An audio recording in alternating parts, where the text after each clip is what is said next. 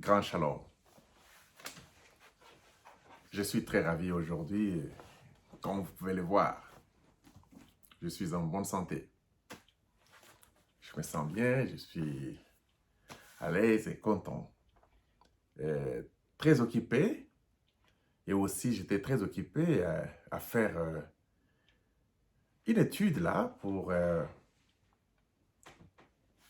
bien répondre sur les questions posées par certains bros. Ça a été trop dur pour beaucoup de gens. Le mystère que nous avons parlé par rapport aux nations, que l'Afrique et beaucoup d'autres pays, tels qu'en Asie et l'Amérique du Sud et tout ce que vous connaissez, et ils ne font pas partie des gentils. Et on a découvert que le gentil, ce sont des Européens. Cela a donné beaucoup de polémiques, ça a paniqué.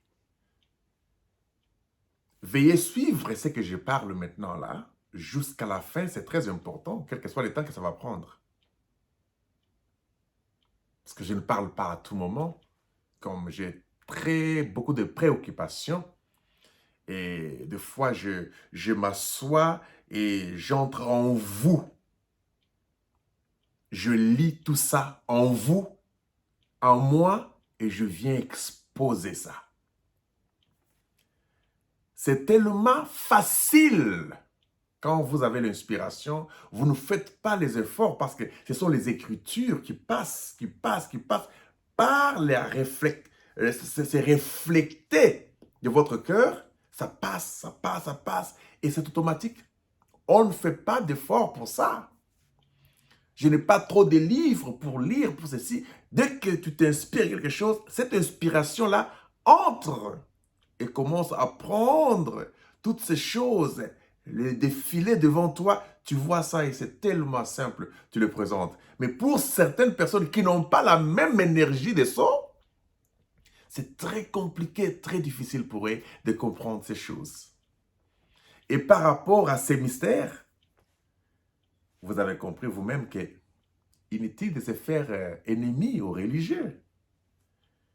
Inutile de se faire ennemi aux gens qui sont dans l'imitation du christianisme. Ça ne sert à rien. Tout ce que nous avons eu comme échange de compréhension avec certains amis qui sont frères dans la chair et puis frères africains. Et nous avons fait des polémiques sur des choses qui ne concernaient même pas les Africains du tout. Avant de continuer, j'aimerais retourner un peu sur le mystère du noir et blanc. Et quand je parle sur le mystère du noir et blanc, ce sont des grandes choses que nous essayons un peu de cultiver pour voir que quand les autres disent que la Bible était devenue un nouveau livre, c'est littéralement la vérité. Ça devient un livre spirituel. Parce que le livre charnel, c'est un livre que tout le monde lit. Les mains du diable peuvent toucher cette Bible-là. Et la Bible, comme telle, même dans le temps de Paul, dans le temps de Jésus, les mots Bible n'existaient pas. Les mots Bible, c'est juste l'ensemble des livres qui ont été constitués ensemble en 18e siècle, la période de Wesley. Et c'est la période de Wesley qu'ils ont rassemblé les livres qu'eux-mêmes ont choisis. Je vous dis qu'il y a beaucoup de livres qui ont été supprimés, qui n'étaient pas rassemblés avec les livres qu'ils ont mis dans la Bible là. C'est pas pour rien que Frère Branham disait, la Bible seule ne peut pas supporter ce que nous croyons. Il dit ça, il écrivait ça à Levi. Il dit, la Bible seule ne peut pas supporter ce que nous croyons. C'est-à-dire, quand vous allez venir avec la Bible seule, ça ne peut pas supporter ce que nous croyons. Parce que nous sommes de la même avis.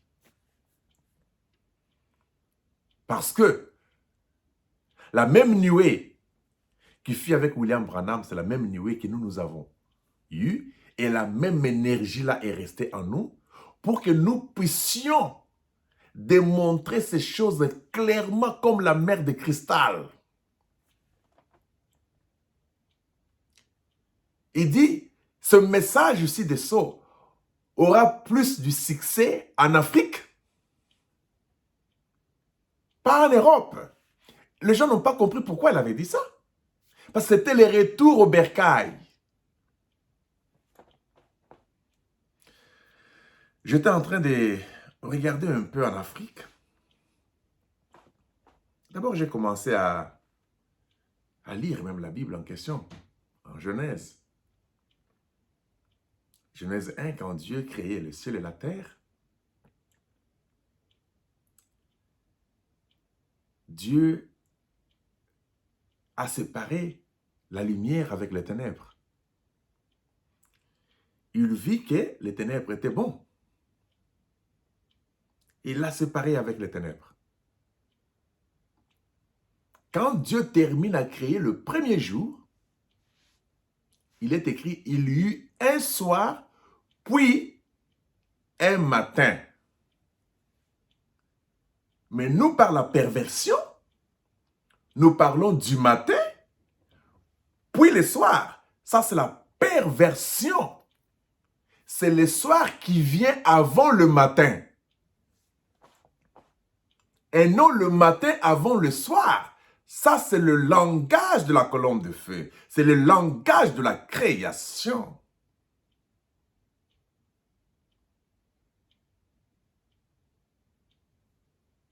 Cela se fit au premier jour, après la création du premier jour, il y eut un soir, puis un matin.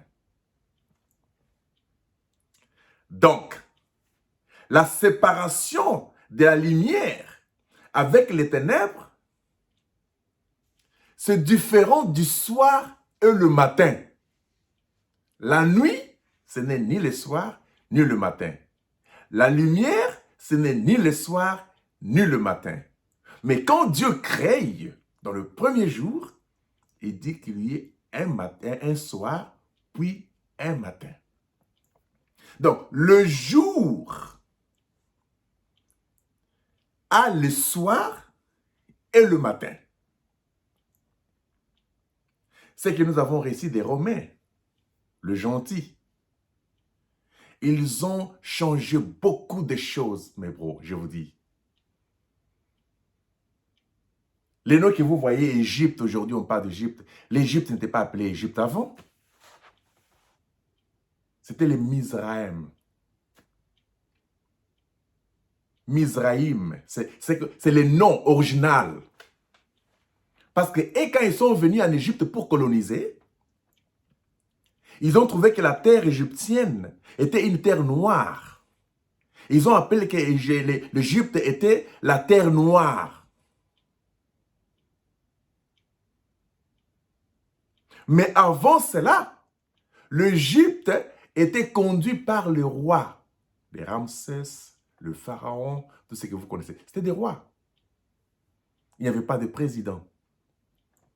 Ces gens ont changé le temps et les époques. Quand vous arrivez chez les Éthiopiens, qu'on appelait les Abyssiniens, parce qu'avant, le mot Éthiopie, c'est un mot qui est venu par ces gens ici.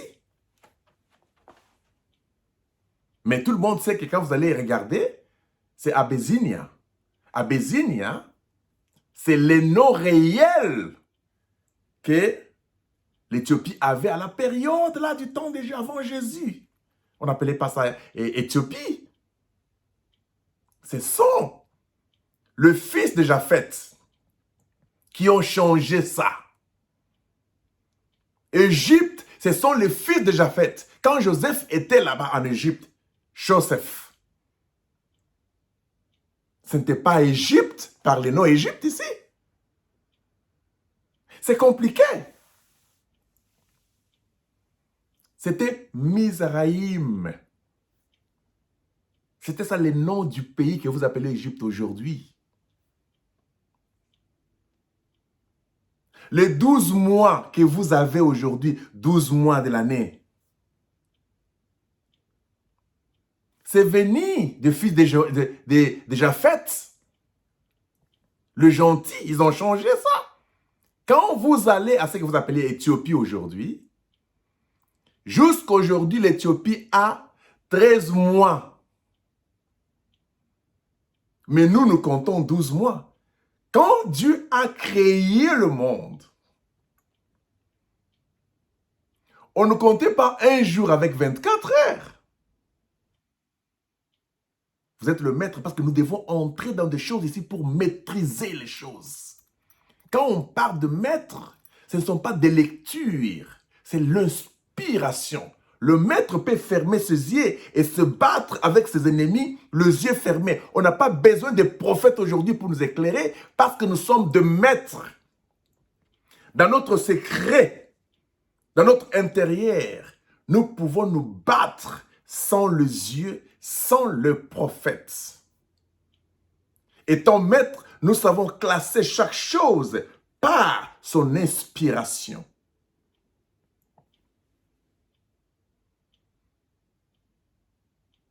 Vous verrez que c'est au 4e jour que Dieu a créé la grande luminaire et la petite luminaire et les étoiles.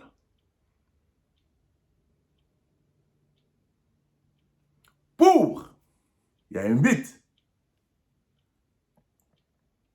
diriger les époques, le jour et les années. Le jour que nous comptons, du 1er janvier jusqu'au 31 décembre, ce sont les jours qui sont nés au 4e jour. Par le soleil, la lune et les étoiles qui devaient créer les époques, le jour, tu vois, et les années. Maintenant, le premier jour de la création, il est différent des jours selon le 4e jour par le soleil, la lune et les étoiles. Parce que c'est par le soleil, la lune et les étoiles qu'on a séparé maintenant. Dans le 4e jour, les époques, le jour et les années. Il n'y avait pas d'année avant le 4e jour. Il n'y avait pas d'année avant le 2e jour. Il n'y avait pas d'année avant le 3e jour. C'est dans le 4e jour qu'on a commencé à opérer ces choses-là. Et chaque fois que Dieu créait, vous verrez que c'est dans le 4e jour qu'il parle aussi de la séparation de la lumière et le ténèbre par rapport au 4e jour, par rapport au soleil, la lune et les étoiles.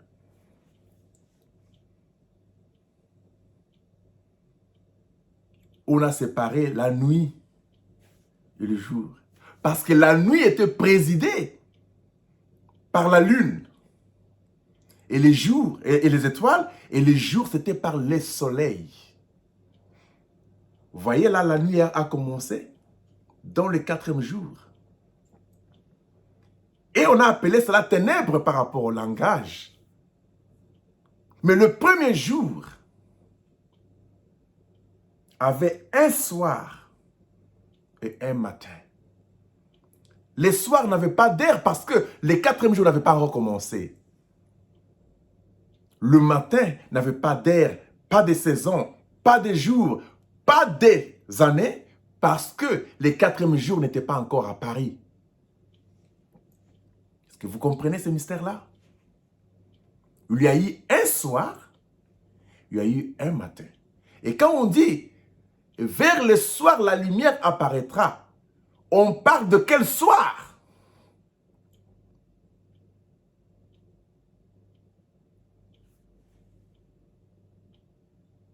Et vous verrez dans la création. Parce que quelqu'un avait posé la question, il avait dit que, oh, vous voyez que Dieu, quand il a créé les animaux, il a béni les animaux, il a dit, multipliez-vous, remplissez la terre, avant que l'homme ne soit créé. C'est-à-dire que les animaux s'est multipliés déjà, et ils étaient déjà nombreux, les sexes avaient déjà existé, parce que les animaux s'accouplaient. Nous avons entendu ça par les amis, et beaucoup d'autres personnes qui croient à la même chose. Et la chose en nous qui monte toujours, je me suis posé la question, je dis, mais pourquoi, quand Adam est venu, souvenez-vous, que Dieu appela chaque jour, quand il termine, il dit, il y eut un soir, puis un matin,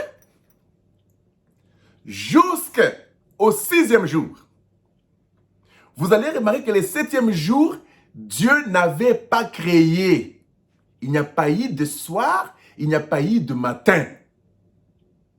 Mais c'est le seul jour que Dieu a béni. Dieu a béni le 7e jour. Il n'a jamais béni le 6e jour. Il n'a jamais béni le 5e jour, 4e, ainsi de suite. Mais il était content parce que ce qu'il faisait, c'était bon. Et puis lui, un soir, lui, un matin. Mais le 7e jour, il a béni le 7e jour.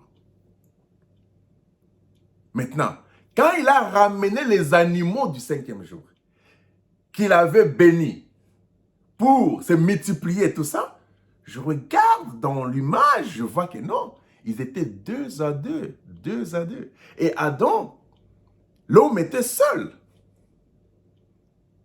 Il n'était pas content d'être seul.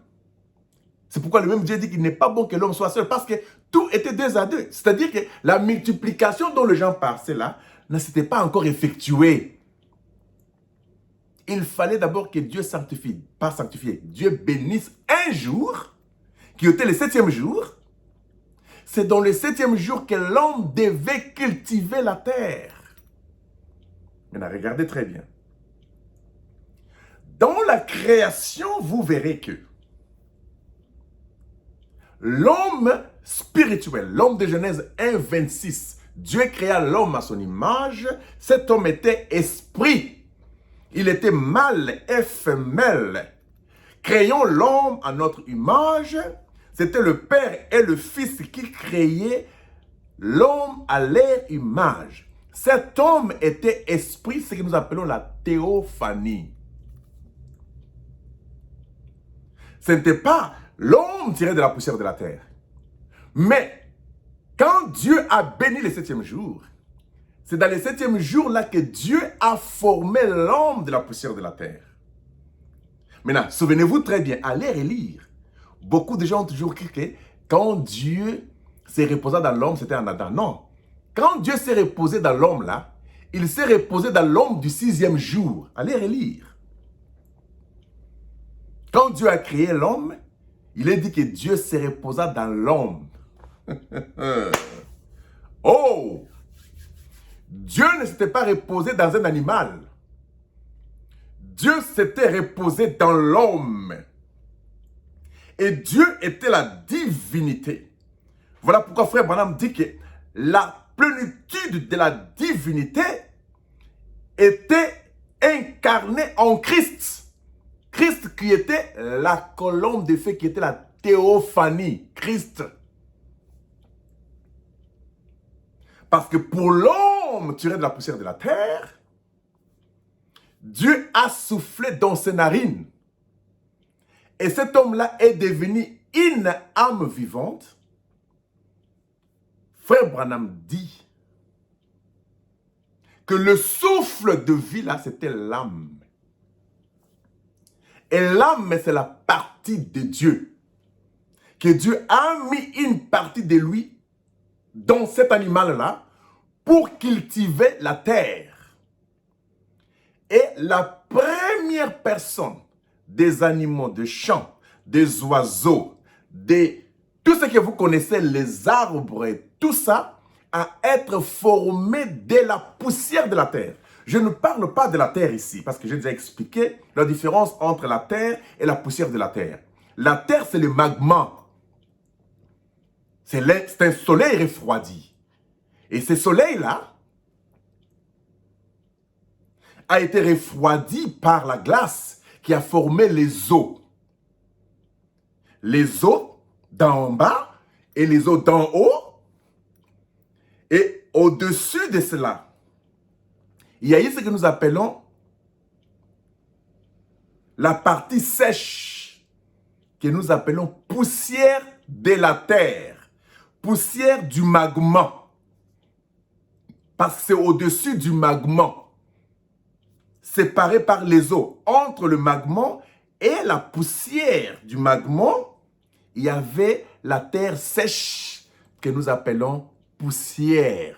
Adam a été tiré de la poussière de la terre et non tiré de la terre.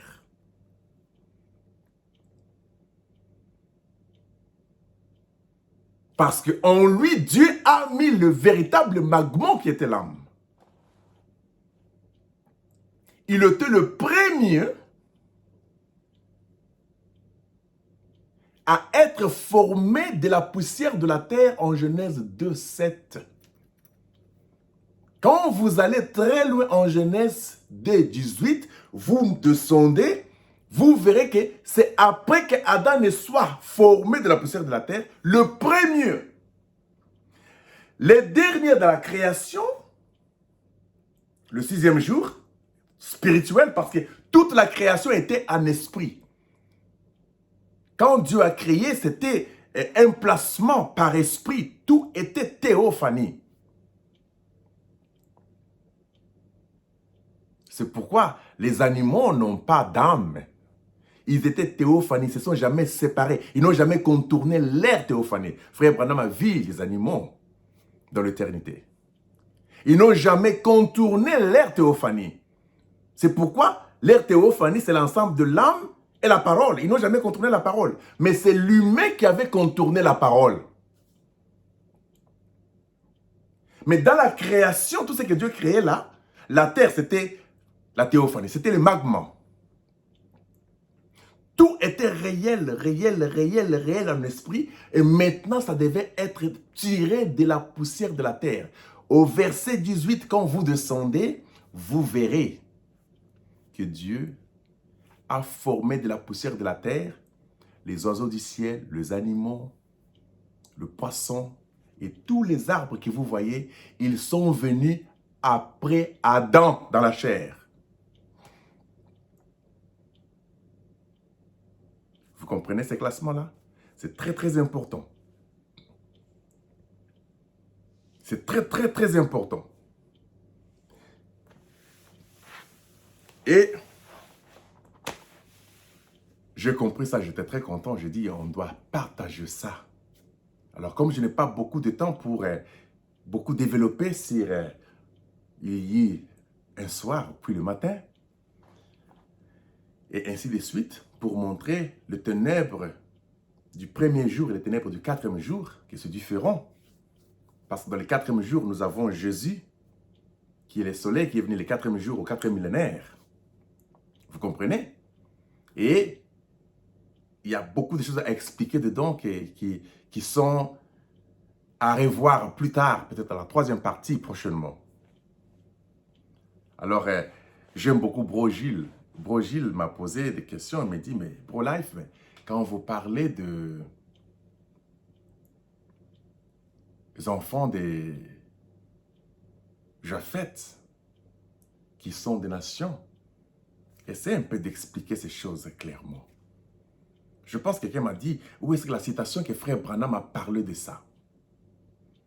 Premièrement, vous devez savoir une chose.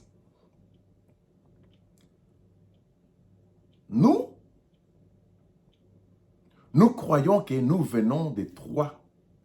Le monde qui existe ici vient des 3 races. Frère Branham a dit ça. Quand on dit Frère Branham a dit ça, ce sont les sots qui ont dit ça. Il y a la race de Cham. En anglais, on dit Ham. Vous allez voir que les Ham là, c'est déjà les H-A-M. Les Africains. Parce que tout a commencé en Afrique. Et la multiplication a eu lieu où les gens se sont déplacés de l'Afrique, ils sont partis hein, du côté de l'Inde, ils sont partis du côté de la Chine, ils sont partis du côté du Japon. Tu vois, les autres sont descendus en Amérique du Sud. Tu vois, les autres sont descendus ici en Australie. C'était des Noirs. Vous allez trouver qu'en Inde, il y a des véritables Noirs dedans. Vous arrivez en Chine, il y a des Noirs dedans. Vous arrivez en Amérique du Sud, il y a eu des Noirs avant. Il y a même des Congolais, des Matribis qui sont à Brésil.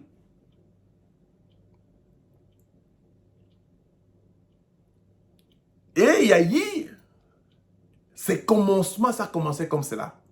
Mais on démontre que les enfants déjà faits, et ils ont pris le nord.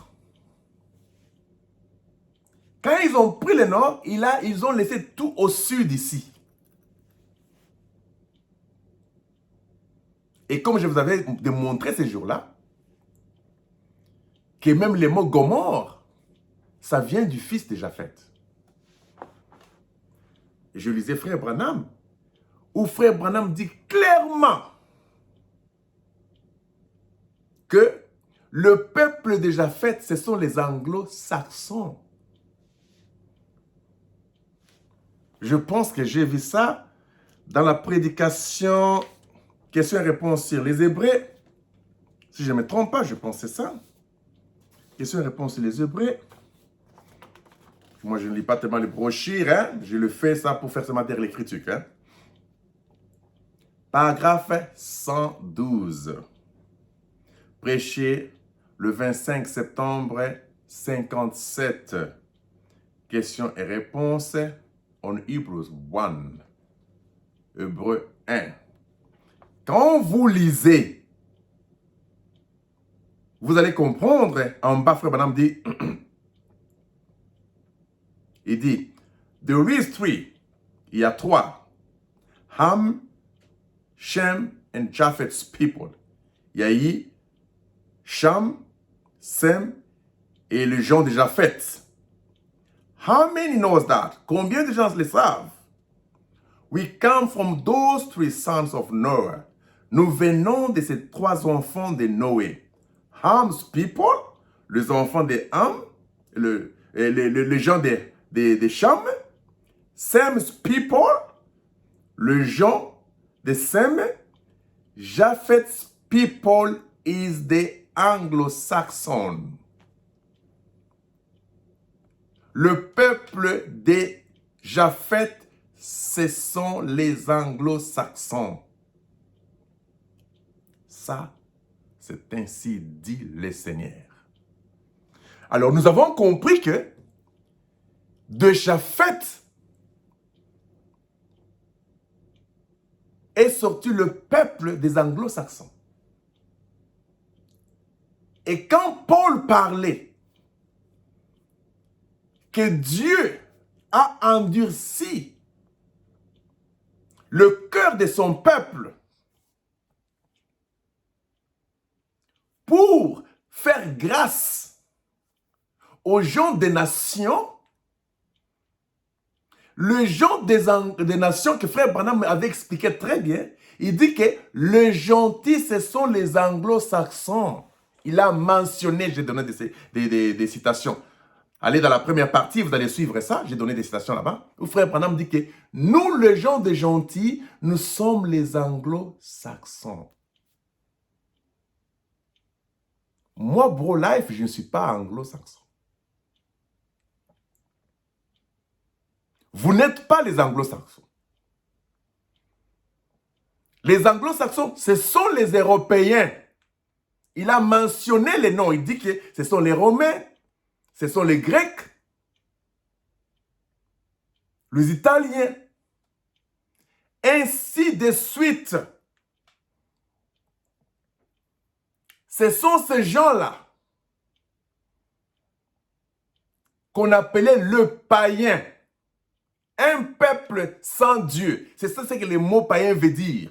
Peuple sans Dieu. C'est-à-dire que c'est le peuple de Japheth qui n'avait pas Dieu.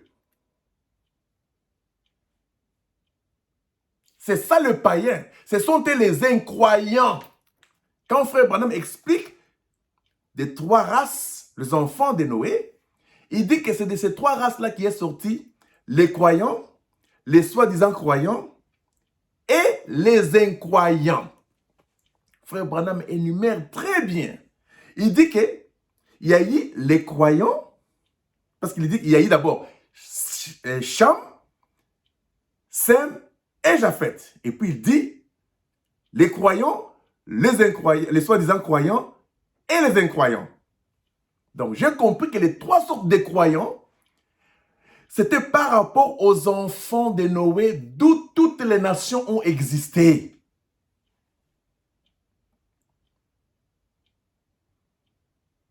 Les croyants, ce sont les enfants de Cham.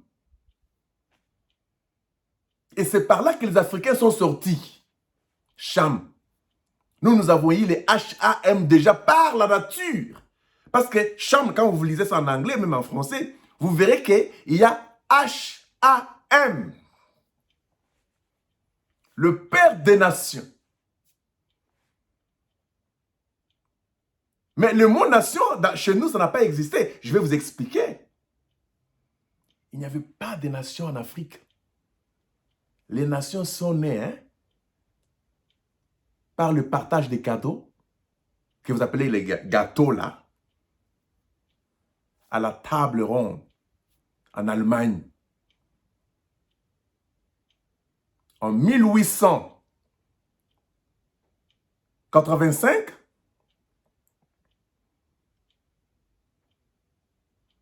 c'est là où, en Allemagne, le Belge, les Hollandais, les Espagnols, les Portugais, le Français, les Anglais, les Allemands, tous se sont réunis autour d'une grande table pour se partager l'Afrique. L'Afrique n'avait pas de pays. L'Afrique était un. L'Afrique n'était pas divisée comme l'ont fait. Ils ont tracé des lignes pour se partager. Dire qu'à partir d'aujourd'hui, ça devient le Congo, ça devient l'Angola, ça devient le Sénégal. Même tous ces noms-là, ce sont les noms qu'ils sont venus avec. Quand ils parlent du Côte d'Ivoire, c'est parce que c'était aux côtes où on prenait les ivoires des éléphants. Ils ont surnommé ça Côte d'Ivoire.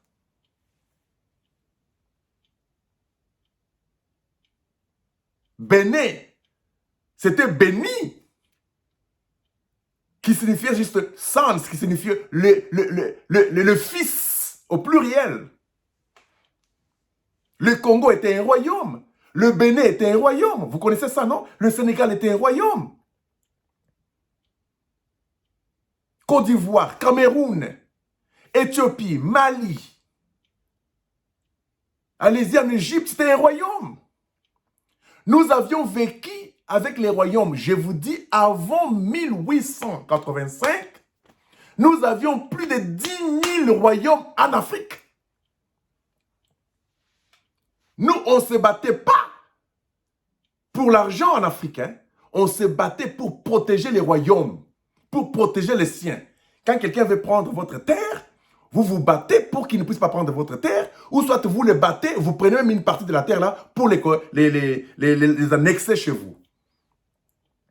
Il y a eu des royaumes. Les nations n'étaient pas en Afrique. Les nations étaient dans le monde fils de Japhet. Ce sont eux qui étaient organisés. Pourquoi Dieu était contre les pays organisés aussi, comme nous appelons les religions. Les églises organisées, c'était dans le même esprit de pays. Nous n'avons pas vécu des pays, on a vécu des royaumes.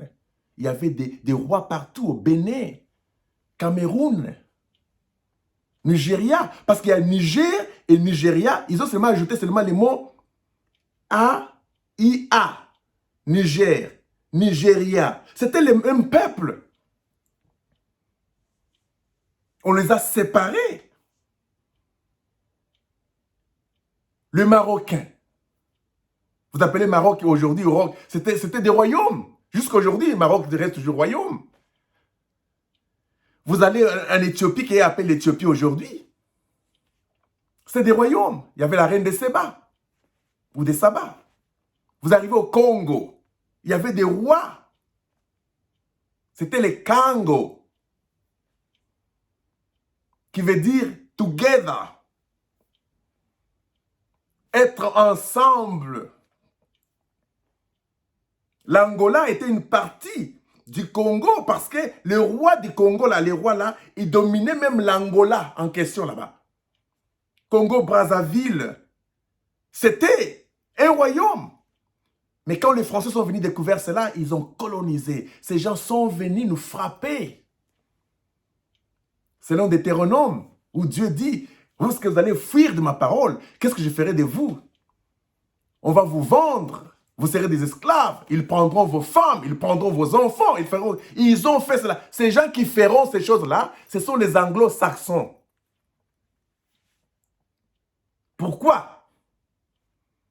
Paul parle. Je vous ai parlé la fois passée pour vous montrer que les 7 âges de l'Église, ça ne nous concernait pas. Les 7 chandeliers d'or, la divinité de Dieu en Europe, la divinité de Dieu dans la maison déjà faite, quand Dieu a visité le païen, cela ne nous concernait pas. Ça ne concernait pas Cham, ça ne concernait pas Sem. Parce que Frère Branham dit qu'il n'y a que 3 races. Il dit, il y a les Samaritains et les Juifs. Puis, les Anglo-Saxons. Il dit, les Samaritains et les Juifs cherchaient Christ. Ils cherchaient le Messie. Mais les Anglo-Saxons, ils ne cherchaient pas le Messie. C'était des païens, des incroyants. Pourquoi ne comprenez-vous pas ça? Moi, je comprends aujourd'hui. J'ai la paix. Pourquoi? Parce que je ne comprenais pas pourquoi les Blancs sont des athées. Un Blanc ne croit pas en Dieu du tout. C'est lui qui a amené la science pour dire que prouvez-nous que Dieu existe. Un homme noir, c'est l'inspiration. L'homme noir croit en Dieu. Il n'a même pas besoin de poser la question Dieu est où, il est comment. C'est sa vie.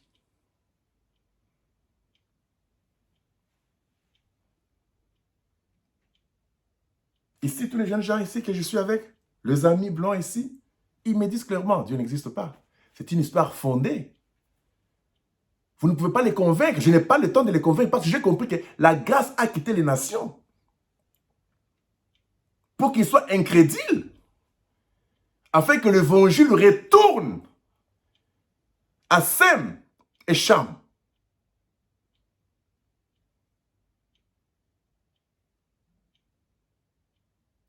Pourquoi je dis ça?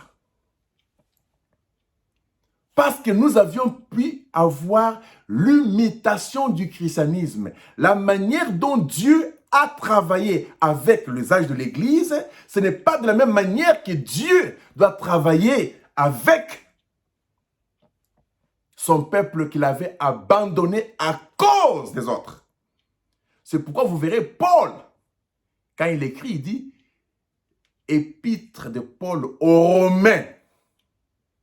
C'était l'épître de Paul aux Anglo-Saxons. Vous ne verrez jamais l'épître de Paul aux Égyptiens, l'épître de Paul aux Éthiopiens, l'épître de Paul au Congo, l'épître de Paul au Bénin, l'épître de Paul aux Sud-Africains, ou l'épître de Paul aux Camerounais, Sénégalais. Il n'y a pas eu ces épîtres-là qui s'adressaient aux Africains. Mais ce sont les épîtres qu'il a parlé aux Corinthiens. Il a parlé des épîtres aux Romains. Écoutez ce qu'il disait aux Romains. C'est vraiment important. Paul dit ceci. Je pense que je vais prendre ça.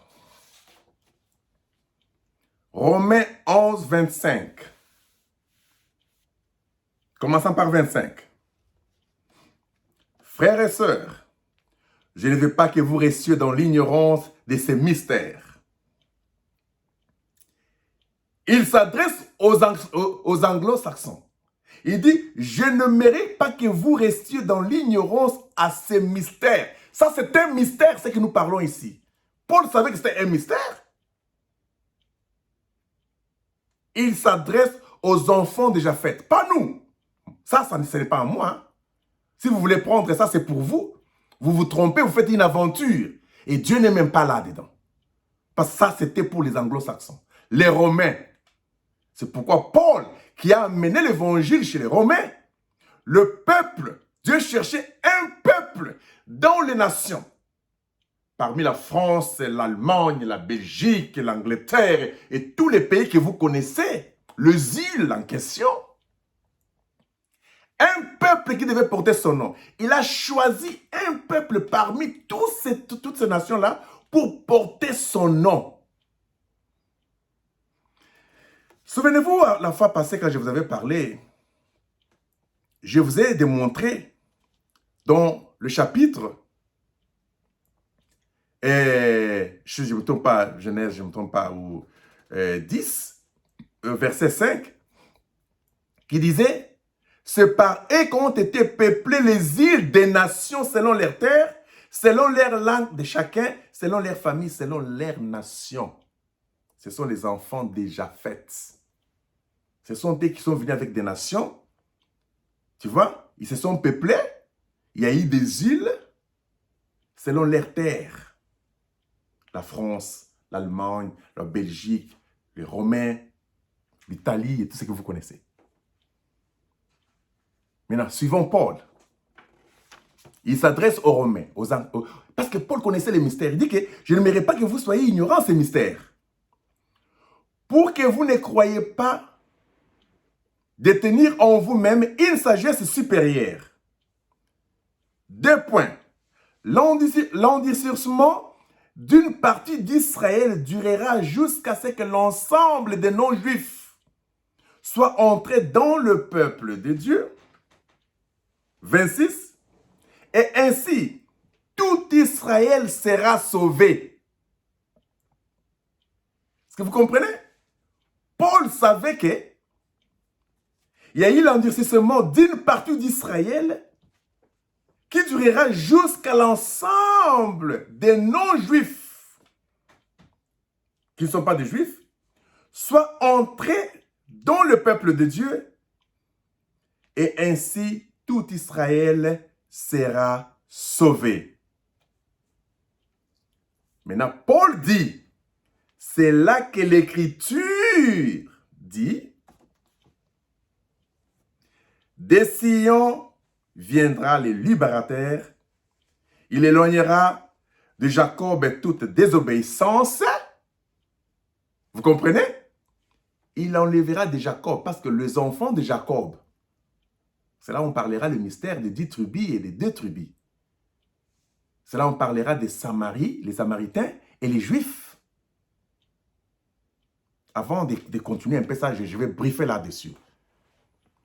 Les enfants d'Israël, à la période de Salomon, Salomon a régné sur 12 tribus. David a régné sur 12 tribus. Lorsque Salomon est mort, les 12 tribus ont été divisées en 2 royaumes. Il y a eu les royaumes du nord, qui étaient dirigés par Ephraïm. Et vous savez qu'au nord, c'était toujours Dan, qui faisait partie aussi des pions les plus puissants. La tribu Dan. Et au sud, le royaume du sud, c'est ce qu'on appelait les royaumes de Juda. Les royaumes de Juda, ce qu'on appelle la tribu de Juda, il y avait 2 royaumes qui formaient les royaumes de Juda, où il y avait Jérusalem. Il y avait 10 royaumes qui formaient les royaumes du nord, que nous appelons Israël, ou les royaumes d'Israël. Donc, il y a eu les royaumes d'Israël, des 10 tribus, et le royaume de Juda, des 2. Dans les royaumes de Juda, il y avait Benjamin. Vous comprendrez maintenant le mystère des 144 000 en Benjamin dans la tribu de Juda. Quand les royaumes du Nord, souvenez-vous, qui n'adorait plus Dieu à son lieu, hein, parce que souvenez-vous que Dieu avait mis son nom dans les lieux où il voulait qu'on puisse l'adorer. Et cela était à Jérusalem où se trouvait la tribu de Juda. Jérusalem se trouvait dans la tribu de Juda. Et Israël maintenant, que vous appelez Israël, c'était les tribus de 10 où ils n'avaient pas les lieux d'adoration. Comme ils n'avaient pas les lieux d'adoration, c'est là où Dan et Ephraïm, le fils de Jacob et de Joseph. Souvenez-vous quand Joseph a amené ses 2 enfants devant Jacob, Jacob a renversé le mets comme ça, il a pris la main gauche, il l'a mis sur les grands frères aînés, la main droite sur les petits frères. Et Joseph dit, non papa, vous ne pouvez pas faire ça, c'est une hérédité. Je sais que Manassé sera béni. Il est béni, il aura un grand peuple. Mais son petit frère Ephraïm, il sera béni, il aura beaucoup de peuples plus puissants que son frère.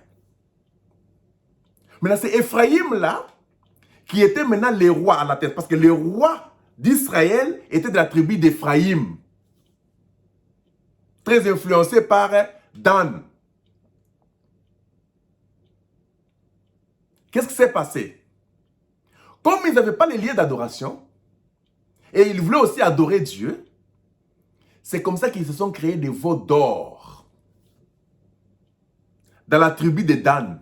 Dan était complice, il dit que venez, nous allons faire aussi notre chair ici pour commencer à adorer Dieu. Comme ça, nous allons créer les autels. Ils ont fait les autels comme en Israël, ils ont tout fait comme en Israël, mais ils ont amené les dieux des veaux d'or là, pour commencer à adorer. Dieu était très fâché. Parce qu'Israël a adoré, selon ses écritures, le Dieu païen. C'est comme ça que Dieu a maudit Israël. Il a puni Israël, à vrai dire. Il a parlé d'Israël qui sera dispersé. Il a effacé les noms de Dan et les noms d'Ephraïm. Vous allez voir que parmi les 144 000, quand on les ramène là, Ephraïm n'est pas dedans. Il n'y a pas Dan dedans. Ils sont effacés du livre. Et en 8e siècle avant Jésus, la Syrie est venue balayer le peuple d'Israël. Tous sont devenus des esclaves. Et ils sont partis là-bas, ils se sont dispersés, ils sont partis partout, on ne pouvait plus les retrouver. Jusqu'aujourd'hui, on ne retrouve plus les traces des 10 tribus là. Dans le 6e siècle après Jésus, avant Jésus plutôt, parce que 8e siècle avant Jésus, 6e siècle avant Jésus, c'était proche de Jésus, c'est là où la tribu, les royaumes de Juda a été aussi pris par les Babyloniens. Et c'est là où ils sont partis et on les appelait les Juifs. Les mots Juifs viennent du mot judaïen. Ce sont les Judaïens, de la tribu de Juda. Tu vois? On les appelait les Juifs qui viennent seulement du mot judaïen. Alors vous devez comprendre d'abord cette histoire, c'est très important. Alors quand Jésus est venu, il a représenté les 12 tribus parce qu'il devait rassembler ceux qui étaient déjà dispersés. Dans les disciples de Jésus là-bas, il n'y avait pas de tribus de Dan, tribus d'Ephraïm, tribus de Joseph, de Ruben, de Gad ou bien Manassé. Non, tous les gens des 10 tribus là, personne n'était dedans. Ils étaient toujours de la tribu de Juda et Benjamin. Vous comprenez? Parce qu'Israël, d'abord, c'était un peuple qui vivait sans roi, même quand ils étaient en Égypte. Ils se sont choisis le premier roi qui venait de la tribu de Benjamin. et le deuxième roi venant de la tribu de Juda, selon maintenant l'ordre de la bénédiction. Vous comprenez que Benjamin et Juda, ils ont vécu ensemble parce que c'était eux qui avaient cette puissance de la royauté pour être des rois. Le premier roi d'Israël est sorti de la tribu de Benjamin. Le dernier roi d'Israël est sorti de la tribu de Juda. Les deux frères là, ce sont eux qui ont formé la tribu de Juda qui était les royaumes de Juda, qui ont été déportés à Babylone. Est-ce que vous comprenez? D'abord, j'ai voulu briefer ça pour que vous puissiez comprendre. C'était les royaumes du sud. Quand ils sont partis, et par la vision de Néhémie, vous connaissez, ils devaient reconstruire le temple de Salomon, et ainsi de suite. C'est comme ça que les rois ont signé le papier pour que Néhémie vienne, et ainsi de suite. Vous connaissez l'histoire, ils ont rebâti le temple de Salomon. C'est ceux qui étaient rentrés dans leur terre pour rebâtir la maison de Salomon, le temple de Salomon. Ce n'était pas les gens de la tribu d'Israël. Les 10 tribus là. Non, c'était les 2 tribus, Benjamin et Juda. Mais souvenez-vous que Léwi, une partie de Léwi était partie avec les 10 tribus, une partie de Léwi était restée avec aussi la tribu, le royaume de Juda.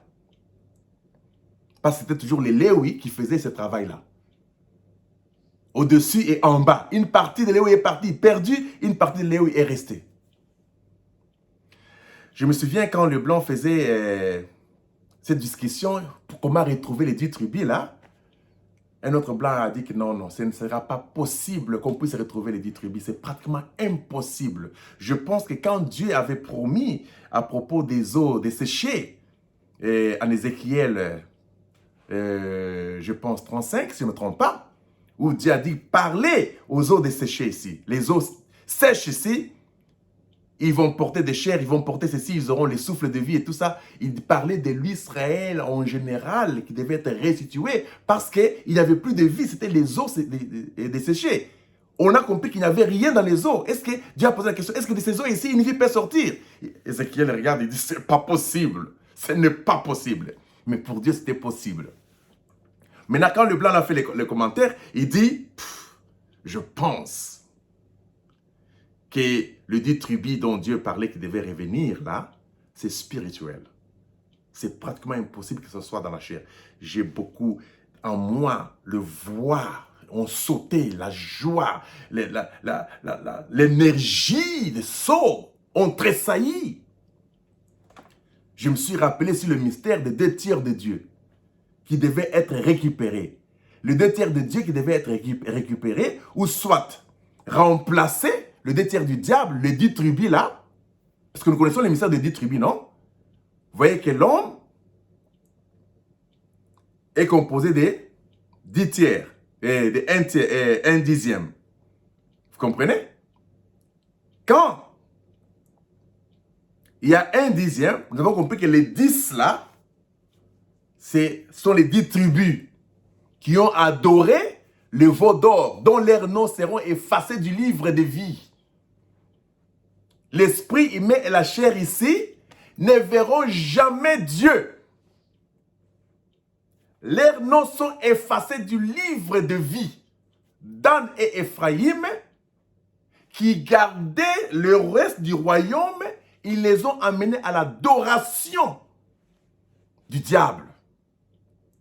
Mais les 2 tribus, l'âme et la théophanie,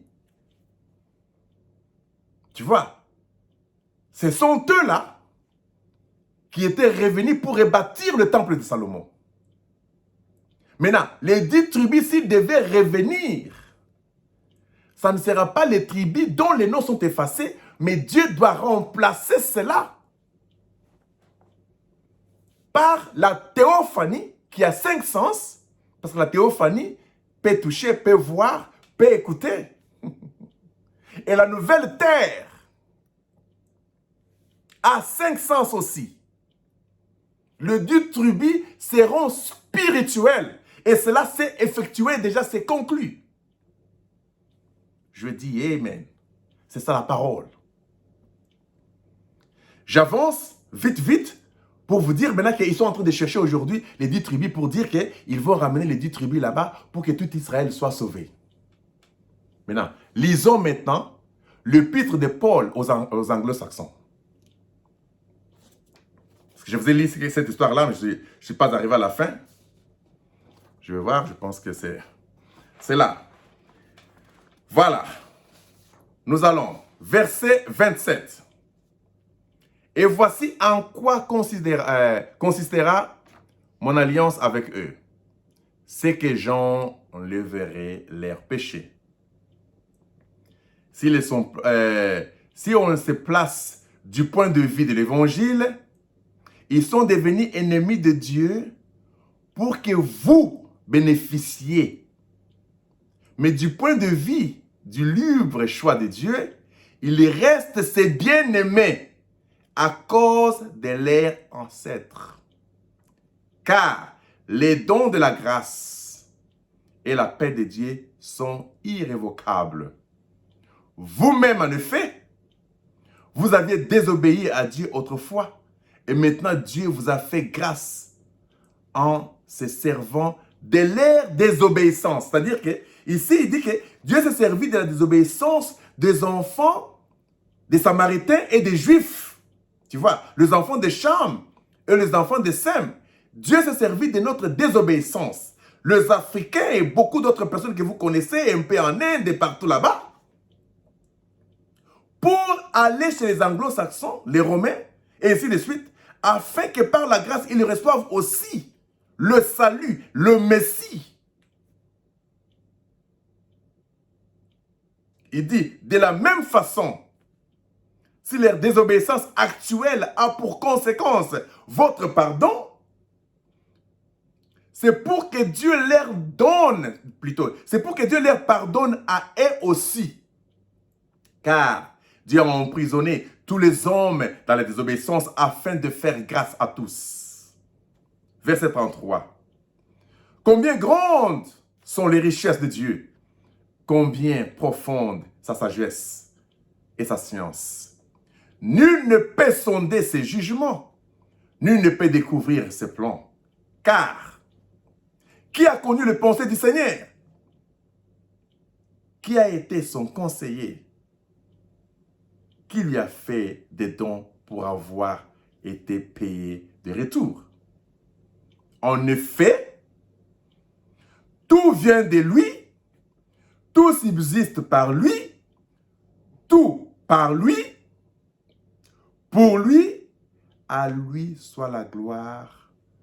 Amen. C'est là où Paul disait aux anglo-saxons que tout Israël sera sauvé. Dieu a endurci le cœur des Samaritains et des Juifs, les enfants de Sam et Shem, afin que vous puissiez en bénéficier.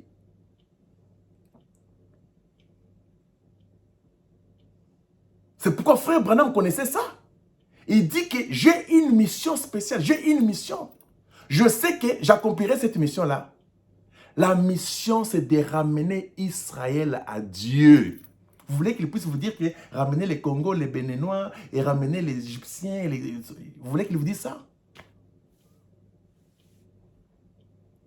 Quand les âges de l'Église terminent, la nuée va tout droit aux Juifs. La parole retourne en Afrique. C'est pourquoi il dit que cette parole aura plus d'influence en Afrique qu'en Europe. Parce que le temps de l'Europe est terminé. N'espérez rien de l'Europe. Je pleure quand je vois le président et tous ces gens là-bas à tout moment aller à l'Europe comme si vous cherchiez la grâce là-bas. Oui, ces gens avaient la grâce. C'est pourquoi ils avaient le pouvoir de venir en Afrique. Faire tout ce qu'ils pouvaient faire là-bas. Pourquoi? Parce que Dieu les protégeait. Quand on dit la pluie tombe sur les bons et les méchants, le soleil éclaire sur les bons et les méchants. Quand la grâce était chez les anglo-saxons, tout le monde était sous cette grâce-là. Les politiciens et tous ces gens là-bas étaient sous cette grâce-là. Quand ils sont venus en Afrique pour ravager l'Afrique, pour ravager la partie de l'Asie et l'Amérique du Sud, et ainsi de suite. Par les Portugais, vous connaissez l'histoire. Les Espagnols, les Anglais, les Hollandais, les Anglais, le Français, le Belge, les Italiens. Tous ces gens-là sont descendus sous l'onction parce que c'est au XXe siècle que l'Esprit de Dieu a quitté l'Europe. C'était la fin de la dispensation des gentils. C'était la fin de la dispensation des anglo-saxons. Il fallait que l'évangile retourne en Afrique. Mais pas avec la même forme, là, parce que les 7 sont liés avec le mystère que nous venons de lire. Les 7 sont liés par rapport à l'Éphésiens 4. C'était pour les anglo-saxons. Vous avez amené les 7 chandeliers en Afrique pour que Dieu fasse quoi avec ça? Vous avez amené Éphésiens 4 en Afrique? C'est pourquoi vous allez remarquer une chose, bro. Écoutez-moi très bien. Vous n'allez pas entendre une seule fois dans les âges de l'Église qui étaient du côté de l'Asie et tout ça, ça s'est passé. Vous allez voir que tous les messagers, c'était des blancs. Paul, par nationalité, bien qu'il était noir, par nationalité, il était de la nationalité romaine. Il amène l'évangile en 53. C'était les blancs qui ont pris cela et ils ont changé les temps et les époques, comme je vous ai expliqué. Que tout ce que vous comptez 12 mois, vous comptez lundi, mardi, mercredi, ce sont les noms des dieux romains. Janvier, février, tout ce sont les noms des dieux romains. Dans le temps de Jésus, on ne comptait pas janvier. C'était Nissan, qui était les 4 mois. Tout ce que vous avez aujourd'hui comme l'horloge ici, c'est pas correct. Je me posais la question, pourquoi les Éthiopiens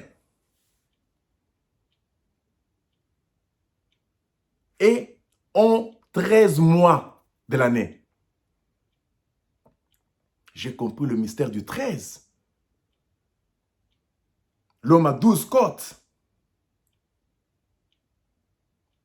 Mais la 13e, c'était Ève, la femme qui était sortie.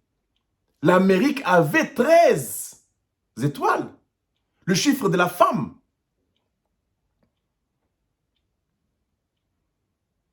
Le jour du mois, les Éthiopiens parlent des 28 jours. Ils ne comptent pas 30 jours, 31. Ça, ce sont les Romains, les Anglo-Saxons qui vous ont amené ça. Vous avez ce calendrier des Anglo-Saxons, vous utilisez ça en Afrique. Parce que vous étiez sous l'empire de cela. Quand l'onction les quitte, vous devez tirer attention. Vous n'avez pas de choix aujourd'hui, hein, ça continue comme cela. Mais vous devez comprendre que vous êtes sous cette influence-là. Pourquoi Jésus était le 13e? 12 disciples plus lui-même, 13. Quand vous faites 28 jours que les Éthiopiens la comptent, fois 13 mois, c'est 364. Quand vous faites 364, 3 plus 6, ça fait combien? 9. 9 plus 4, ça fait 13. Pourquoi ils comptent les 28 jours au lieu de compter 31? Parce qu'ils savent que les cycles de la femme. Parce que le 28 là, c'est dans les 13 mois pour l'année. Le chiffre de la femme. Le 13, c'est le chiffre de la femme. Il compte 28 jours. Quand vous prenez 28 divisé par 4, vous trouvez 7. Vous comprendrez les mystères des 4 phases de la lune. Parce que la lune a 4 phases. Et chaque phase a 7. 7 fois 4, c'est 28. Le cycle de la femme, ça se compte comme cela. 28, 29, ainsi de suite, comme les gens le disent. Mais c'est 28. Avec précision. C'est pourquoi vous verrez que Jacob a eu 12 enfants, des hommes, plus la 13e qui était une femme, Dina. Le chiffre 13. Quand Dieu a eu 12 fils, il a ajouté la 13e qui était l'épouse.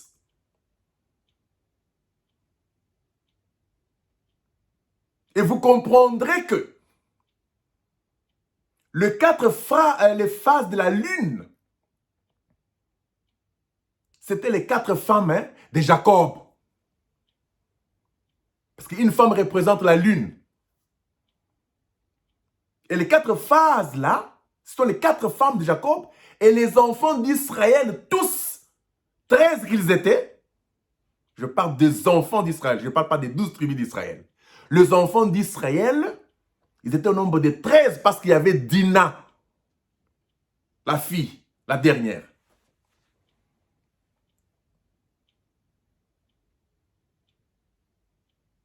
Et c'est des 4 phases de la ligne qui est sorti tous les 13. Du 28 est sorti les 13 mois. Parce que chaque mois a 28. Oh, il y a tellement de choses à parler. Et quand les anglo-saxons sont venus avec leur mystère, vous allez remarquer que le chiffre 13 a été considéré comme le chiffre de la malédiction. Vous ne verrez pas 13e avenue, vous ne verrez pas le numéro 13. En Europe, quand vous allez, ils n'utilisent pas le mot 13. Ils ont enlevé 13. Vous ne verrez pas même dans l'avion quand vous entrez là-bas, il n'y a pas la chaise numéro 13, non. Quand vous allez dans les hôtels, numéro 13, ça n'existe pas. Dans les anglo-saxons, ils ne veulent pas ça. Ils ont enlevé le 13e pour laisser les 12. C'est pourquoi même dans leur montre là, ils ont fait ça 24 heures, 12 pour le matin, jusqu'à 12 heures. Le matin, ça commence de 1h du matin jusqu'à 12 heures. C'est le matin pour eux. Et puis le soir, ça commence maintenant, à partir de 12 heures après-midi, ils comptent encore 12. Ils disent que un jour à 24 heures. Mais selon les mystères, c'est faux. 24 heures, les heures ont commencé, les jours ont commencé au 4e jour de la création, quand le soleil, la lune et les étoiles sont venus. Mais le premier jour, quand Dieu a créé les jours, ça n'a pas 24 heures. L'horloge qu'ils ont ici, il y a de mystères dedans. Vous comprendrez le mystère des 24 vieillards et des 12 tribus d'Israël.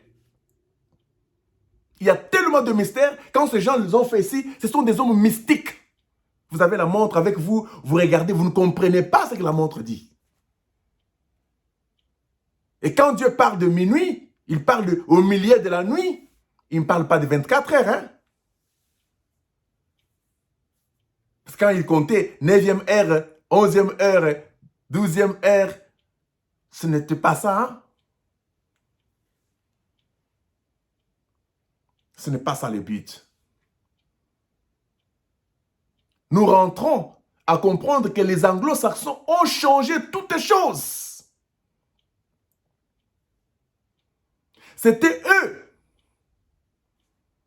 les gens qui ont reçu la grâce de Dieu, en commençant par le premier ange jusqu'au 7e ange, tous le blanc, Paul par nationalité.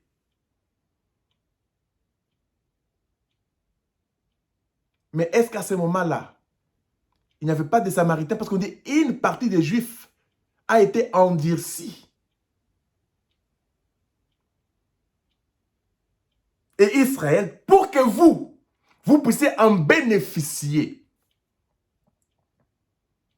Donc, les Africains et beaucoup d'autres personnes, le peuple qui vient de céder, Cham et Sem, leur cœur a été endurci pour que les enfants déjà faits puissent recevoir aussi la grâce. Parce que nous avions déjà reçu HAM, Dieu dans la chair humaine. Frère Branham explique, dit que dans les temps des enfants de Sem, avec Abraham, H-A-M, parce que Frère Branham dit que Abraham vient de Sem, vient de la lignée de Sem. Nous venons de la lignée de Ham, Cham. Il y avait déjà les H-A-M. Abraham vient, Dieu lui donne H-A-M dans la lignée, tu vois, de Sem. Et cela maintenant se répète, parce que tout ça c'était entre Juifs et Samaritains. Parce qu'à ce moment-là, quand on parle des Juifs, ils sont venus de la lignée de Sem. Et de la lignée de Sem, avec Israël, parce qu'on parle de ça, vous allez comprendre beaucoup de choses. Les Samaritains, là, c'est l'ensemble d'Israël avec d'autres nations aussi qui croyaient en Dieu. Qui a appris à beaucoup d'Africains de faire les choses comme dans la Bible, là? Prenez la Bible, là, prenez les Africains, mettez-les à côté. Prenez les Indiens. Et quand je parle des Indiens noirs, hein, je ne parle pas des hybrides. L'Amérique du Sud, là, c'était des Noirs, pas des hybrides. Il y a eu trop d'hybridation. Hein? Je parle du Japon, il y a eu des Noirs, il y a des Moa qui sont entrés hein, par l'Espagne, Moa, qui venaient de Mauritanie. On les appelle les Maoris. Le Moa, sont là, qui sont allés avec la connaissance, l'intelligence. En Europe, là, les gens ne savaient même pas écrire leur nom. Allez lire l'histoire de Moa. Vous allez voir que ce sont ces gens-là qui ont amené l'intelligence de beaucoup de choses là-bas chez certains anglo-saxons dans le 8e siècle, 9e siècle. Mais les Romains étaient le seul qui était plus développé en Europe. C'est pourquoi ils dominaient le monde entier.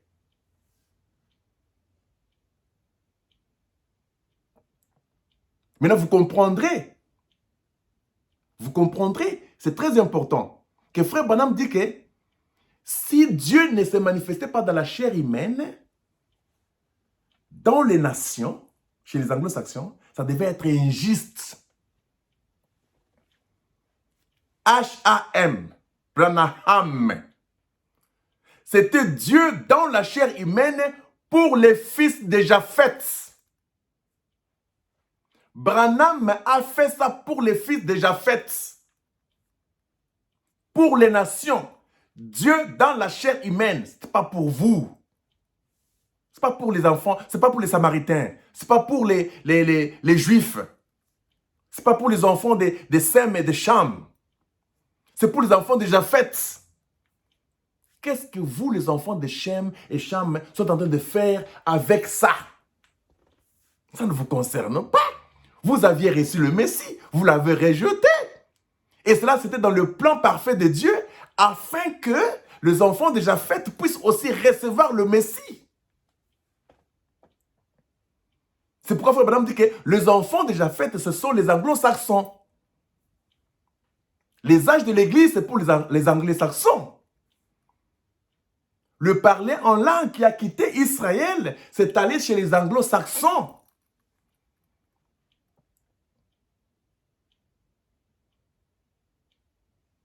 Éphésiens 4, les anglo-saxons. Les anglo-saxons n'ont pas connu le prophète, ils ont connu seulement le premier prophète qui était Paul, qui a ramené la parole chez eux. Et les restes étaient des réformateurs, des messagers, jusqu'au dernier prophète, le deuxième, qui était William Marion Branham. Dieu, dans la chair humaine, il a tourné le dos, il a discerné les pensées de cœur. C'était le signe du Messie chez les Anglais-Saxons. Mais cela, c'était seulement un petit peuple que Dieu a choisi dans chaque âge. Oh! Quand on dit que Élie et Moïse,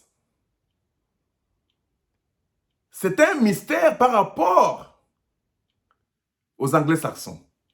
Si Moïse représente le 6 âges de l'Église, et lui représente le 7e âge de l'Église, c'était pour ramasser les Juifs qui étaient de l'autre côté là-bas.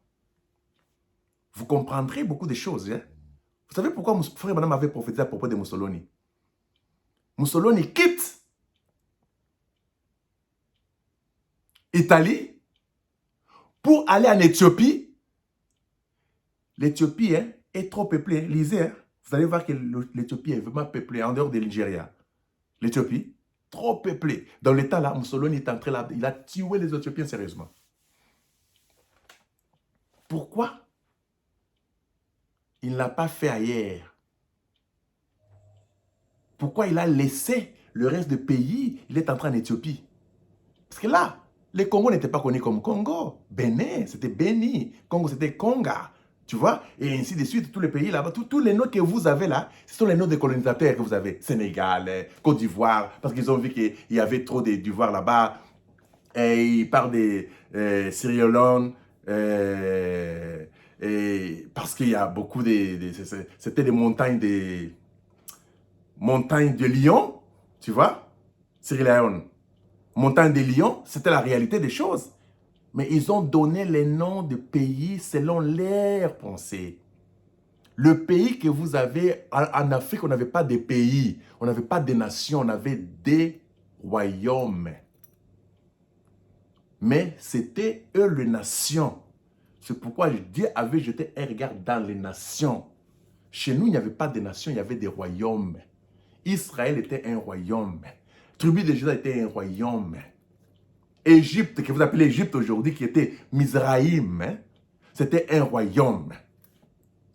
Éthiopie, que vous appelez Éthiopie aujourd'hui, qui était Abyssinia, c'était un royaume. Il y avait une femme là qui était reine, que vous connaissez l'histoire. Les Congo, c'était plus des rois. Bénin, il y avait des rois. Bénin, d'abord, c'était un royaume. Les Béninois connaissent ça. Togo, To, qui veut dire eau, Go, qui veut dire rivière. Une rivière d'eau. Vous avez l'Afrique du Sud. Ce sont les descendants du Congo qui sont descendus là-bas, Tanzanie, et ainsi de suite. Mali, c'était un royaume. Niger, il y avait des royaumes. Il n'y avait pas de pays. Les pays ont été créés par les anglo-saxons quand ils sont venus. En 1885, où ils se sont partagés l'Afrique comme un cadeau. Comme un gâteau plutôt. Sur la table, ils ont coupé, ils ont tracé. Ils nous ont divisés. Si moi j'étais de ce côté ici, mes enfants de l'autre côté en train d'étudier, quand ils coupent là, mes enfants deviennent du Congo, et les autres ici, moi je deviens de l'Angola. Mais cependant que nous étions un seul royaume.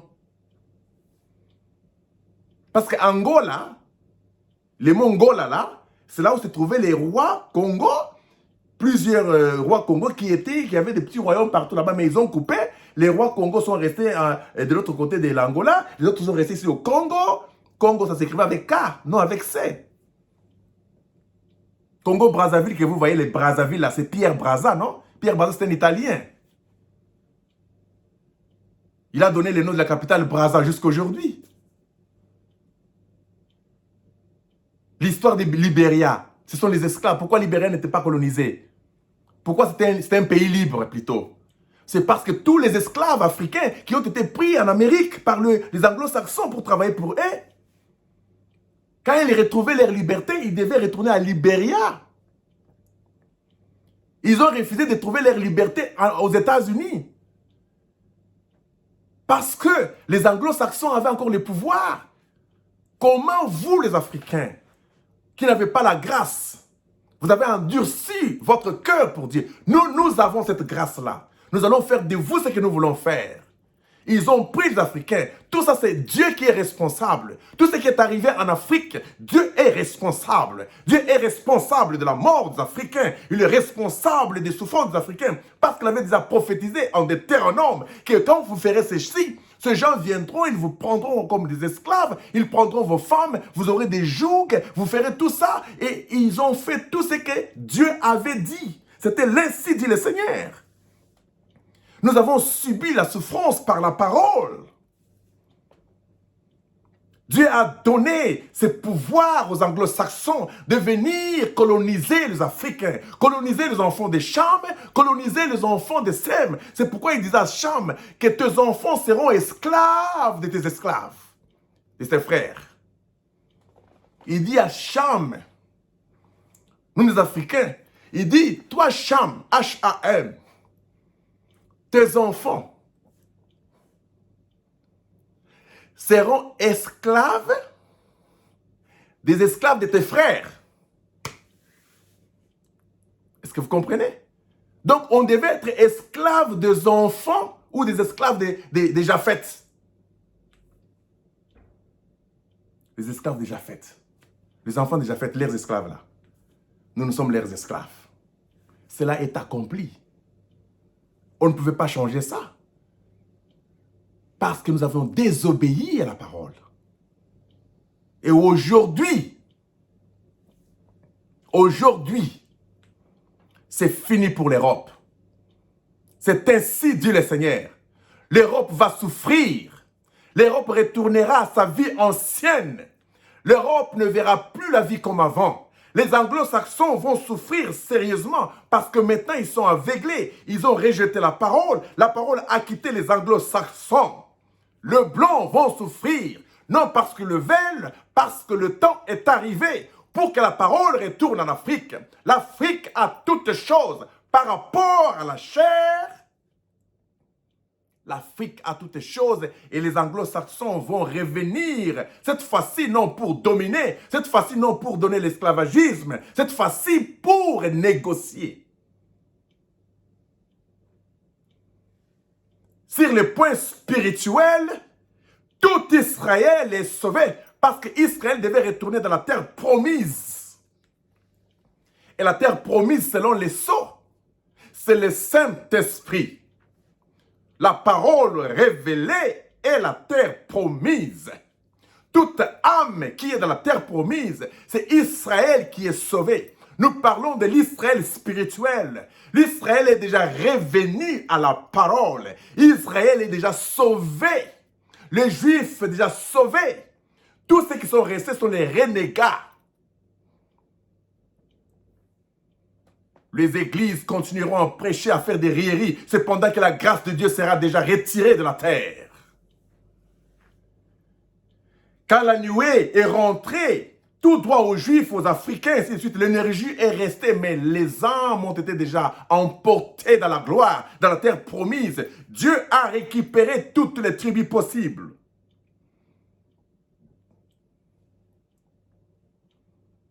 Il ne reste aucune âme qui ne soit sauvée. Quand on dit jusqu'à ce que le dernier Élie entre, on parlait de l'Élie par rapport aux anglo-saxons. Car le dernier hymne dans les anglo-saxons, c'était Frère Branham.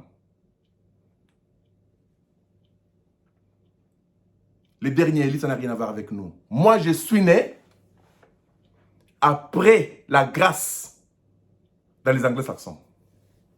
Toi, tu es né après que la grâce a déjà quitté les anglo-saxons. Tu es là, tu me regardes. Tu es né après les âges de l'Église. Le dernier messager des âges de l'Église de la Odyssée, c'était l'anglo-saxon William Marion Branham. Il dit que nous sommes les gentils, pas vous. Qu'est-ce que vous faites à l'Église? Qu'est-ce que vous faites avec les 7 chandeliers? Qu'est-ce que vous faites avec la Bible? Parce que cette Bible que vous avez là, ça vient des anglo-saxons. C'était pour eux. Votre Bible à vous, c'est la parole écrite dans vos cœurs. J'écrirai mes paroles dans vos cœurs. Là, Dieu s'adressait à Israël. Dieu s'adressait à Sam et Sem. Parce qu'eux cherchaient Christ le Messie. Les paroles étaient écrites dans le cœur parce qu'on sait que les anglo-saxons devaient tous effacer. Ils ont fait beaucoup d'histoires, beaucoup de livres ont été cachés et tout ça. Vous n'allez pas retrouver Dieu dans la Bible des anglo-saxons. Dieu est une inspiration. C'est pourquoi Frère Branham disait que l'homme noir est l'inspiration. L'homme blanc, c'est le péché. Et parmi tous les blancs, les pays des anglo-saxons là, Dieu a choisi par ici, par là. Il a créé tous ces gens de l'Italie, d'ici. Il les a mis un peuple. Il a donné le nom de Jésus. Et quand ils reviennent ici, ensemble dans la nuée, où il y avait tous les Élis possibles, commençant par Adam, jusqu'au dernier Élie du temps des Anglo-Saxons, c'était la victoire parce que c'était la nuée qui était la terre promise. Le Saint-Esprit. C'était la venue du Saint-Esprit. C'est là où on a retrouvé tout Israël. C'est là où on a retrouvé tous les Juifs. On a retrouvé toutes les gens des nations sauvées. Et par là, maintenant, selon la chair, il n'y avait ni Juifs selon la chair, il n'y avait ni Israéliens selon la chair, il n'y avait ni les gens des nations selon la chair, car tout c'était selon l'Esprit. C'est pourquoi nous parlons de la Jérusalem d'en haut. Ce n'est plus la Jérusalem d'en bas. Je pense que je vais finir par là. Et je vais vous laisser faire vos propres recherches pour comprendre que en Afrique, un peu en Asie et l'Amérique du Sud, même en Amérique du Nord là-bas, avant que les Blancs ne viennent, il y avait des Noirs, des Indiens noirs. Les Indiens noirs, plus que moi. J'ai aimé quand Billy Graham parlait, il disait que Jésus n'était pas blanc comme moi. Il dit qu'il n'était pas aussi trop noir comme les Indiens, et ainsi de suite. Il croit que Jésus était brun. De la peau brune plutôt, c'est-à-dire la peau noire, hein, mais pas noire comme certaines peaux. Donc, Billy Graham, Oral Robert, les 3 anges en question, ils viennent des anglo-saxons. Billy Graham n'est pas pour vous. Oral Robert n'est pas pour vous. William Branham n'est pas pour vous.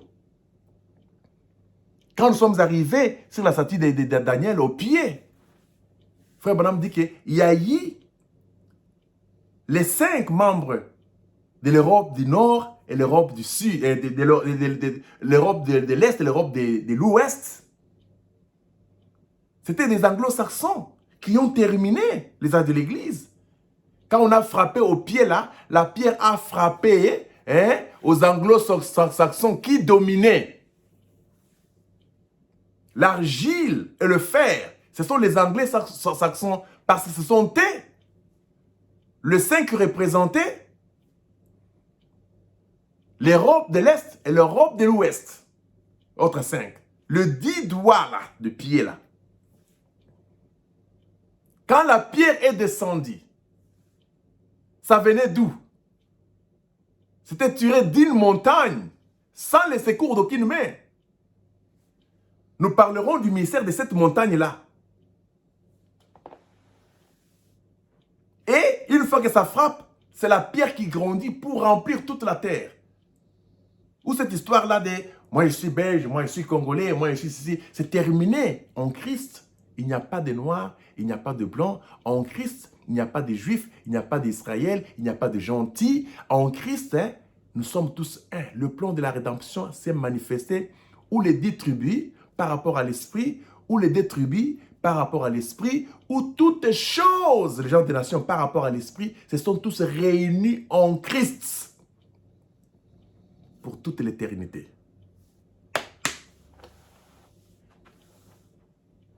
Grand shalom. C'était Pro-Life. Je vous aime beaucoup. Et je ne pense pas que je vais faire la 3e partie. Je vous laisse comme ça pour que vous puissiez vous poser beaucoup de questions et avancer. Je me souviens, je termine avec le bro Gilles, il m'a posé la question, mais frère Félix, qu'est-ce qui représente maintenant la femme de Joseph, n'est-ce pas? Les anglo-saxons, je dis oui, je comprends. Le plan avec la réalité, c'est 2 choses différentes. Frère Branham dit que le plan, c'est différent de la réalité. Quand Dieu a dit à Moïse, vous allez construire les temples selon les modèles que vous allez voir au ciel. Et quand Moïse a construit le parvis, les lieux saints, les lieux très saints, il a mis des tentes et tout ça. Est-ce qu'au ciel, il y avait des tentes du lieu saint comme cela? Mais en réalité, c'était Jésus. Quand Moïse a regardé au ciel, il a vu Jésus.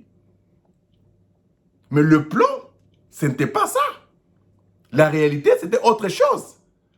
Quand on dit que la gloire du deuxième temple sera plus grande que la gloire du premier temple, les gens pensaient que le deuxième temple sera aussi comme le temple de Salomon. Selon le plan, c'était autre chose. La réalité, c'était un homme. Donc, le plan, ce sont les types. Le type là, quand il se manifeste là, ça ne sort pas comme vous voyez là. Voilà pourquoi vous voyez Joseph avec sa femme au-dessus. Mais quand les frères de Joseph sont venus là-bas, ils ont trouvé que Joseph avait déjà des enfants, non? 2 enfants, Manassé et Ephraïm. Je vous avais parlé du mystère de pourquoi je suis contre Manassé. Allez lire, allez suivre ce que nous avions parlé de ces mystères-là. Vous comprendrez que Manassé, une partie de Manassé n'était pas entrée dans la terre promise, une partie de Manassé était entrée dans la terre promise. Une moitié est restée de l'autre côté, une moitié est entrée. Ça représentait quoi? Une partie de vous reste ici, une partie de vous entre dans l'éternité. Donc, c'était ça les choses que vous devez comprendre, que la femme là, elle était noire, mais elle représentait les anglo-saxons. Quand vous faites un dessin d'un plan, tout est en noir quand vous décrivez là-bas. Mais quand la maison est construite, elle peut être une maison blanche, avec des rideaux blanches. Mais dans le plan, vous ne voyez pas des rideaux. Dans le plan, vous ne voyez pas les robinets. Dans le plan, vous ne voyez pas beaucoup de choses. Mais c'est quand la réalité arrive, la réalité amène même des choses qui n'étaient pas écrites dans le plan là que vous ne voyez pas. Mais conçues par l'architecte principal. Grand shalom. Je ne suis pas anglo-saxon. Tu n'es pas anglo-saxon. Les actes de l'Église, c'est pour les anglo-saxons. C'est pour Frère Branham, c'est pour Irénée, c'est pour Colomban, c'est pour Martin Luther, c'est pour Wesley. C'était là-bas. Toutes ces choses là-bas, c'est là-bas. Ce n'est pas pour vous. Éphésiens 4, pas pour vous. Le 5 ministères, pas pour vous. La grâce a été retirée des autres, comme Paul le dit. Nous avons été endurcis pour qu'eux aussi croient, parce qu'ils ne cherchaient pas le Messie. Ce sont les enfants déjà faits qui sont le peuple des anglo-saxons, dit le Seigneur. Il fallait qu'on les laisse aussi pour qu'ils puissent aussi voir le Messie. Et quand le Messie quitte là-bas, il rentre tout droit chez nous, où l'évangile a plus de succès. Et l'évangile que nous avons, c'est l'évangile éternel. L'évangile que nous avons, c'est l'évangile des sceaux. C'est l'évangile du 8e jour, qui n'a rien à voir avec les choses littérales. C'est pourquoi les œuvres, comme Paul disait, que le baptême au nom de Jésus, la divinité de Jésus sont les œuvres mortes là. Toutes ces choses-là de venir, nous parlons de Jésus, tout ça sont les œuvres mortes. Aujourd'hui, nous parlons des sceaux, c'est plus que ça.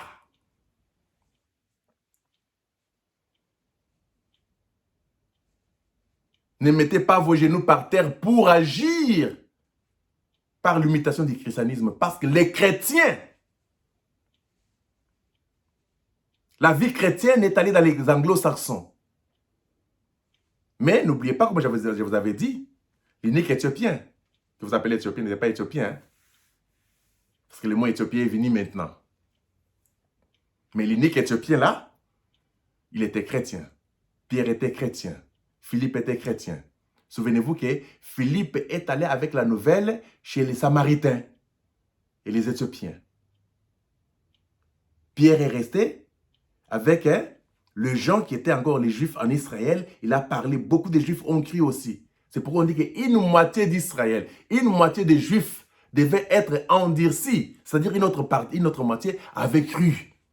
Il y avait beaucoup d'Africains qui avaient déjà cru l'évangile de Jésus selon les Juifs, qui ont apporté cet évangile par Philippe et les Pierre et d'autres disciples. C'est parti, c'est entré partout en Afrique, au Congo, Bénin, Sénégal, Cameroun, partout là-bas, Éthiopie, Égypte. C'est parti en Inde, c'est parti partout là-bas. Vous allez retrouver tous ces gens là-bas en Amérique du Sud, vous allez en Amérique du Nord où il y avait le premier Apache, qui est appelé les Indiens. Je vous expliquerai l'histoire. C'était des Noirs, ce n'était même pas des Indiens. Parce que quand Colomb est allé de l'autre côté pour découvrir l'Amérique, lui, il allait en Inde. Mais quand il est arrivé en Amérique, il a pensé que c'était des Indiens. Mais ils appelaient les Indiens. Ce ne sont pas des Indiens, c'était des Noirs, des Maures.